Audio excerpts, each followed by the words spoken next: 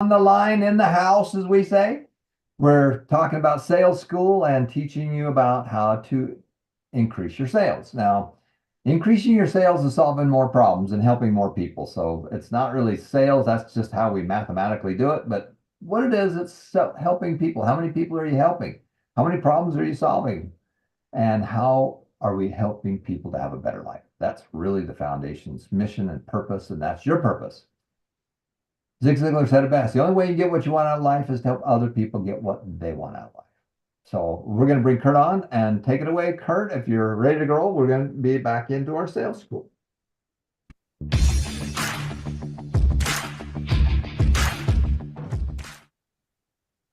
All right, this is Success and Money Sales School number 7. I can't tell you enough. The ability to sell, persuade, influence is critical to your success. Do the homework. Become a better salesperson. Did you know that introverts are now more persuasive, sell better than extroverts? Introverts listen, they ask questions, they consult. Extroverts are pushy, salesy, which causes resistance. So hey, pretty simple. If you can learn to ask 3 times more questions, that's what great persuaders do, and they listen, they'll tell you everything you need to know to sell them. So let's get into it. Let's talk about some things that'll make a huge difference in your success, your ability to sell. Remember, tell your family and friends about successandmoneyfoundation.org. It'll change their life. They're going to learn about side hustles. They're going to learn about persuasion. They're going to learn about all the skills you should have learned in school. From financial management to mindset, you name it, you're going to learn it. Make sure you tell others about it. So let's get into this and talk about changing your mindset and what society has taught you about success, about wealth, about sales, about persuasion, about influence. We got to change things up. You've heard a lot of variety things, and all these things you've heard, maybe are they right, are they wrong? In fact, you ever seen a street sign like this? All these signs right here coming together, you get confused. Or here's my favorite. All right, good luck. And that's what we want. When you want to be successful, you follow successful people. Success is an open book test, right? Just find successful people, do what they do. You want to be a millionaire? Start thinking, acting, and doing what other millionaires do. And millionaires know how to sell, how to persuade, how to get their idea across. And hey, get it straight. We all sell for a living. As parents, teachers, leaders, managers, we all have to sell something. Our ideas, our thoughts. Well, I'm not in sales. No, you are. Doesn't matter what you do, you've got to sell something.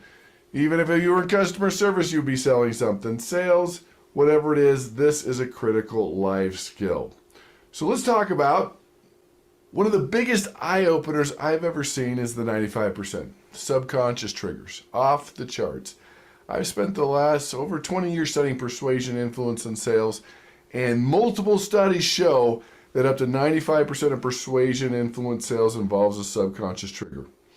A feeling. I like them, I don't like them, I trust them, and I don't trust them. I'm going to do it, I'm not going to do it. We forget that emotional side of persuasion and influence. We're good on the logic and the data dump, the facts, the figures, but it's that emotional side. We need the logic. The numbers have to look good, the numbers have to work, but it has to feel right. That's where we really blow it. We are emotional creatures. A subconscious trigger. Think about this. When you're walking in streets of New York City, it could be any large city, here comes a stranger approaching you, coming right towards you. What does your brain do within seconds, milliseconds? You judge that person. There's a feeling. Run, don't run. Trust, don't trust. Talk, don't talk. And it could be a variety of things. Subconscious triggers are interesting. It could be the color of their clothes. It could be how tall they are. Do they have facial hair? Can you see their eyes? It could be smell. When people near the smell of Cinnabon, the cinnamon rolls, are more likely to donate to charity. It could be the tone of their voice. It could be the words that they use. This is 95% of that persuasion influence. Gestures, word choice, all these things come into play we don't even think about. We get too close to it. Remember, we are not thinking creatures that feel. We're feeling creatures that think. That's how we are. It has to feel right. That is key. In fact, they did a study with college students. They took a class, divided them in the middle. This half said, all right, you can only use logic. So they give them this very controversial topic. you use logic, this half you can only use emotion. They record this presentation, and they showed other students and just asked them, is this a logical appeal or an emotional appeal? People were all over the place. They couldn't get it. Interesting, right? So then they asked one more question, showed some other students, and just asked this additional question was, do you agree or disagree? And that was agree. If they agreed, they said it was logical, whether it was or not. If they disagreed, they said it was emotional, whether it was or not. Politics, we're not going to talk about that. Logical or emotional? Yeah, hello. In fact, interesting study last election in the United States. They had this hotel, all these political candidates, different parties. They went to people and said, hey, let's go watch this candidate. They're our political party. And then they watched and like, would you vote for them? Like, yeah, they were awesome. They're like, oh, you know what? We went to the wrong room. That's the other party. Like, oh, well, again, very emotionally charged. So we have to talk about these subconscious triggers, the feelings that people have. 95%, that's off the charts. You need to be more emotional because emotions persuade faster than logic. That's just how it is. But let me give you an example of subconscious triggers. So, a few years ago, New Year's resolution to eat healthy. All right, I'm going to eat healthy. So, part of that was no more fast food. And I did really well for a while. Fast forward 3 months, late for a training, got to get there, hungry, not a lot of time. What do? Well, you know, if I went to Wendy's, right, fast food restaurant, instead of a double cheeseburger, I could get a grilled chicken sandwich, light on the mayo. All right, I could get, instead of fries, a salad, instead of Coke, Diet Coke. All right, I could do this. So I went to the drive-thru. I was in a rush, waited my turn, and the young lady said, can I take your order? And without hesitating, I said, I'll take a double Baconator with cheese, a large Coke, and a fry. I'm like, oh, what just happened? Because in my mind, I was really going to get that grilled chicken sandwich, but now I had this double bacon-laced cheeseburger, fries, and a Coke, and I'm like, what just happened? Right? Things hijack your brain. Those are subconscious trigger. What could have been? They pumped the smell out for a reason. That could have been it. Maybe they saw the picture. Maybe they recommended it. Maybe I saw somebody eating it. Maybe I heard somebody ordering it. Maybe I saw a commercial the night before that was running in my subconscious mind. It's real. You've got to leverage this for your ability to persuade and influence. So let's talk about some of these things that can help you out to understand the power of subconscious triggers. So let's get into some verbal subconscious triggers. First, what I call verbal packaging or word choice. Every word you use can attract or repel people. And you're too close to what you do. For example, lawyers use contract all day long. That scares most people. Doesn't faze them. We don't say sign the contract. We say endorse the agreement. Autograph the paperwork. Every word you use can attract or repel people. How you use your voice can attract or repel people. We don't even think about that. Kentucky Fried Chicken changed their name because of the word fried. Bad trigger, not healthy. There's no longer used cars. They're pre-owned. Someone the other day that was pre-loved. Yeah, so how you use your voice, the words you use, is critical. In fact, did you know commercial airline pilots go to school to train their voices and what words they should and should not use? I mean, imagine the worst pilot of the whole fleet. Is your pilot. Because you're sitting in the chair, you judge them on their voice, you do. The worst pilot comes on and very confidently says, hello, welcome aboard to Flight 1412. Your safety's our number one concern. So they deepen their voice, they inflect down. You're like, we've got a good pilot. No, they're the worst. What if the best pilot came on and said, hi, welcome aboard, okay? That would probably freak you out. I mean, if you watch the video presentation, the safety presentation, it's crafted in the unlikely event of a water landing. Hello, water landing, that would be crash. But they don't use those words. Or even worse, in case of cabin depressurization. Do you know what that means?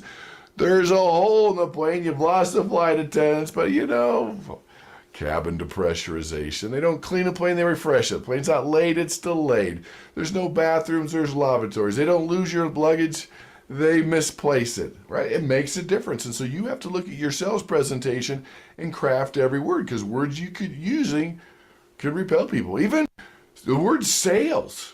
If you were Interested in a product, you call a company, I'm interested, and they said, hey, hold on, let me transfer you to sales. Resistance builds. I don't want to be sold, I just want information. So let's transfer them to a consultant, to customer care, to a representative. It makes a difference. So look at your presentation. Don't say if, say when. That's more persuasive. Could is not as persuasive as can. Try is not as persuasive as will. But can negate everything in front of it. You gotta be careful. I use however or and. Use powerful words like free. That pulls well. Fact. Let's talk about the facts. My favorite one, off the charts persuasion word, is the word because. See, the human brain needs to know why. We're waiting for the why. And when I hear the word because, ding, ding, it's telling us a why is incoming. So Elaine Langer, she's a social psychologist at Harvard. She tests words. I mean, people go to court to see what words they can and cannot use because they trigger different feelings. Undocumented worker, illegal alien, fetus, unborn child. I mean, all these words trigger different feelings. So she goes to the Harvard Library, try to cut in line at the photocopier. She waits till they're line. So the first time around, she says, excuse me, may I cut in line? I'm in a rush. And 60% let her in. Pretty good. But then she added the word because. Excuse me, may I cut in line because I'm in a rush? Popped from 60% to 94%. And here's where it gets fun. Third time, she's all, excuse me, I cut in line because I need to make some copies. Duh. But it didn't really change from 94% to 93%. Now they're probably like, wait a minute, but she was already making copies. So you look at the words that you're using. Very important that you understand it. Next one. You want to give a great presentation, you got to get rid of those vocal fillers. You know. And I'm okay with a few. We all have a few, but most of us are using way too many. Reduces your credibility. You're hard to listen to, and you don't even know you're doing it. You want to be professional. You want to get good, record your sales presentations, whether it's face-to-face or over the phone. I know it's tough, but that's where the real magic happens. And yes, your voice does sound that way. Listen for those vocal fillers. Start getting rid of them. Those are the big ones. When I do speech coaching, those are the big. We work on the word choice, how you use your voice, and then we work on vocal fillers. That's a simple one that you can start fixing now. And don't fix them during the sales presentation because you're using them all the time. If you're on the cell phone, be more aware of you're using these vocal fillers and delete them. Next one, your rate. So what's more engaging, more persuasive, fast or slow? I could slow down so you grasp every word, but then you want to hit me. But I can speak really fast. I love persuasion. Sales is one of the greatest skills ever. You can really learn to use it. Which one is it? Well, neither one of those, but I'm going to say fast is always more persuasive than slow. Now, I don't want you to be the fast talker. I don't. I want you to just increase your overall average rate. You're still speeding up, you're slowing down, you're pausing for emphasis. When you can speed up, your rate is more charismatic, more energetic, more fun to listen to. But even better than that, it gives your audience less time to think of counter arguments. You can do it. Speed up just a little bit, overall average rate. Don't want you to be the fast talker. See, most people speak about 150 to 180 words per minute. Our brain cruises at 400 to 800 words per minute. We can easily speed up. And it gives them less time to think of counter arguments. How great is that? Then we got nonverbals. Get into these little things. Proxemics, the study of space. This depends on, did you grow up in a large city, a small city, culture?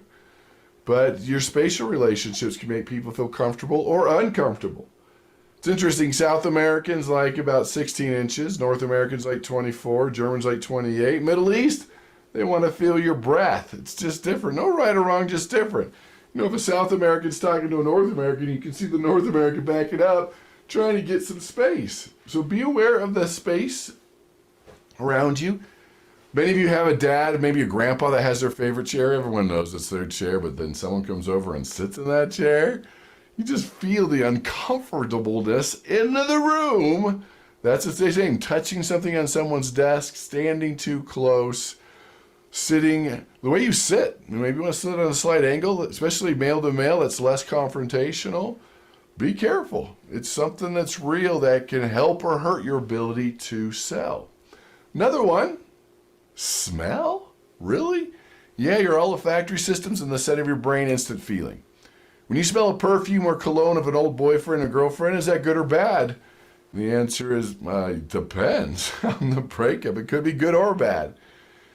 Remember the cinnamon roll? More like to donate to a charity. Real estate agents are trained to cook cookies or boil potpourri, and I'm home. Bakeries and supermarkets that bake bread, they pump it inside. 300% increase in sales. So it can have a positive or negative.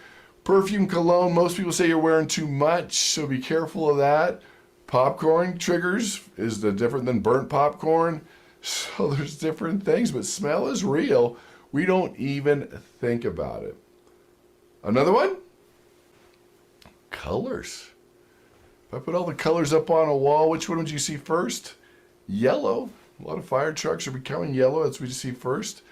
A little quick to annoy if you wore a bright yellow suit or dress. It would grab people's attention, might annoy after a while. Reds and yellows do stimulate appetite. Think about fast food signs and logos. For guys, red, white, and blue, darker suits, red suit. No, I'm kidding. Like a blue-black suit, contrasting colors, pulls better, is more credible. There is something about colors. Color pink is a calming color. There was a holding cell in Seattle, Washington. A lot of aggression, a lot of fighting. They painted the walls pink and it reduced aggression. If you're into college football, University of Iowa, their visiting locker room, the toilets are pink, lockers are pink, and the visiting teams hate it, but they feel it gives them a competitive advantage. Food, Heinz came out with green ketchup.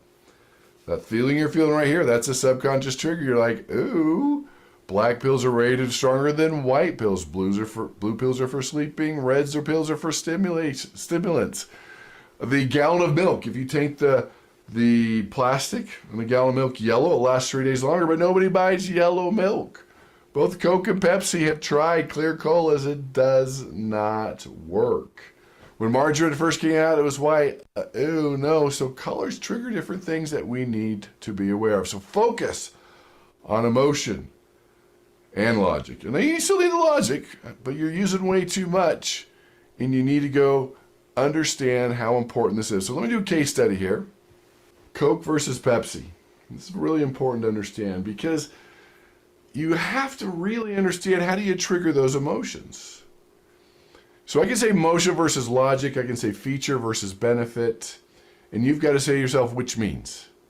So if I say a car has 450 horsepower, some of you are like, yeah, you can assign a benefit to it. So I gave you the feature and you assigned a benefit to it. Some of you are like, I don't know what that means.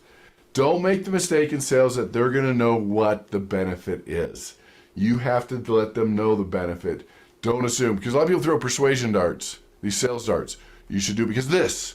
You should do because of this. You should do because of this, hoping something sticks. Don't assume. You've got to ask yourself which means. If I'm talking about a health club and, 500,000 square feet, all right, which means, I don't know, 24 hours a day, best trainers, latest equipment, which means, well, I'll work out more, which means it's more convenient, which means, and just go down the road. Okay, I'll have a healthier body, I'll look better, get more dates, and people will like me more.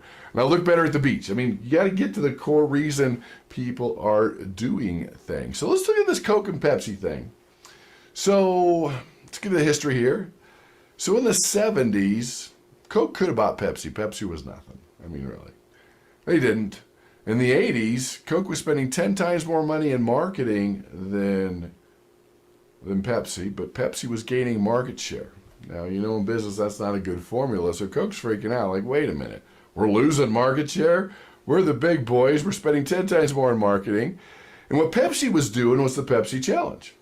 So they did blind taste tests, and in blind taste tests, people preferred the taste of Pepsi over Coke 3-1. So people were switching teams. So Coke's like, well, maybe we need to change the formula. Pepsi's a little sweeter. What do we do here? So they didn't just do it. They went to the laboratory, created what they called New Coke. And they didn't just launch it. They did their own blind taste test. And in blind taste test, Coca-Cola drinkers preferred the taste of New Coke to Old Coke 2-1. So if you're the CEO looking at the numbers, you're like, oh, duh, let's change. And they did. And what happened? People freaked out. Okay. They were fights in the supermarkets for the old stuff, picketing, bomb threats. I mean, just crazy off the chart type stuff. To the point Coke had to change back. We're sorry, we apologize. Here's the original formula. And they interviewed the CEO. I mean, this cost them millions and millions of dollars. And they went to the CEO like, okay, what happened here? He said, we forgot the emotional attachment, the passion people had for a product. You get too close to it. All right, people, what are the emotional reasons for them to do business with you? And when you look at the features of your product, your service, what are the emotional benefits of that? Don't assume that they're going to put that in there. That is the key. People just assume that what they love, you're going to love, and that's not always the case. I'll give you another scenario here. So, doing secret shopping, one of my fun things I get to do, Cadillac calls me, so I go to a Cadillac dealership, the cars, and to see how persuasive they are. Like, all right. So I show up, and the guy's like, what do I got to do to get you in a car today? I'm like, oh, minus 10 points. And then he just starts throwing these features, these darts. All right, so I was like, what do you want to look at?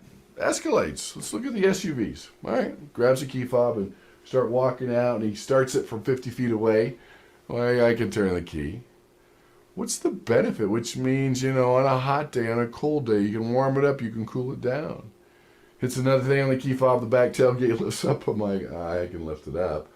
But the convenience, holding groceries, having kids with you, getting that thing to open automatically could be beneficial. And then we get in the car, he's like, it has heated seats. I'm always hot. I don't need heated seats. But what are the benefits? Which means it makes my wife happy. She loves heated seats. I can keep a pizza warm.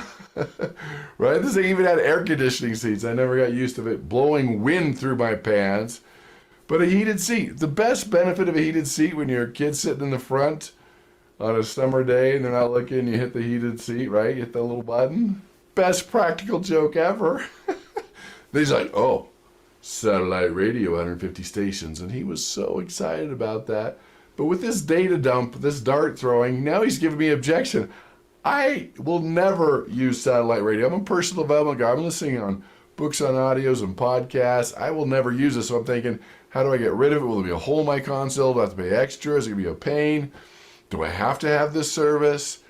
But that's the thing.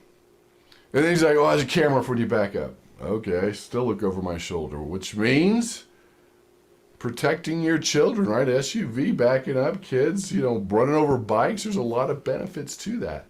See, his blunder, his error was all I had to do was ask, why do you want to look at the Escalades? And they'll find out real fast, I'm not a car person, I'm a boat person. I need something to pull a boat, and that would have changed everything. Oh, with the camera, you can back up to the tongue of your boat without anybody helping you. Largest citizen in his class, and could adapt it and customize it instead of just throwing darts, just guessing what I think, what I want.